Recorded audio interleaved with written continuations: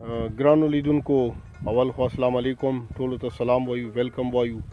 او نن مونږه د خپلو پټیو طرف ته راوتلي یو فصلونو طرف ته او نن سبا تاسو ته ګرانو کتونکو پته ده چې د سپرلي موسم ده د بهار موسم ده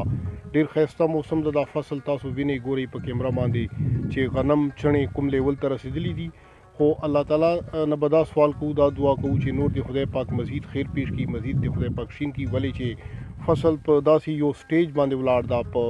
لیول باندې چې هغه پخېدو ته روان ده نو دې نه بعد بیا چنې منې یا غنم ته خو خیر فایده رسي خو چنې خرابېږي خو بهرحال نور کارونه د الله تعالی دي او ګرانو لیدونکو بله دا خبره چې موږ ډېر ښایسته وطن ده الله تعالی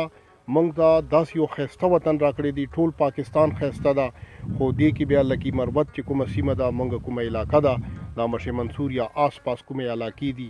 ډېرې ښایسته علاقې دي خو باراني علاقې خو بهرحال په دې سیزن کې بیا دا داسې وي چې زه تاسو ته د دې تعریف نشم کولی دا د تعریف محتاج علاقې نه دي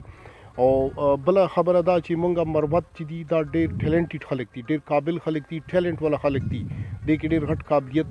او ډېر غټ صلاحیت الله تعالی اچولی دی خو که چېرته مونږ خپل ګریوان ته وګورو مونږ خپل حیثیت وپېژنو مونږ خپل قابلیت وپېژنو مونږ خپل صلاحیتونه په کار راولو نو هغه ورځ لرې نه ده چې مونږ به د ډیرو علاقو نه مونږ خلک مخکې روان شي او بله خبره دا ګرانو کتونکو چې ټیک ده ځینې ټایم کې غلطیانې کېږي لکه سیاسي لیول باندې مونږ نه کله دا مسټیک وشي چې مونږ داسې یو قیادت مخکې کړو چې هغه د قیادت قابل نه وي هغه د لیډرشپ قابل نه وي خو دې وخت مونږ چې کوم قیادت مخکې کړي دي کوم رهنماګان مخکې کړي دي سیف الله برادران ابلی کې شامل الله خان صاحب هغه قابلان خلک دي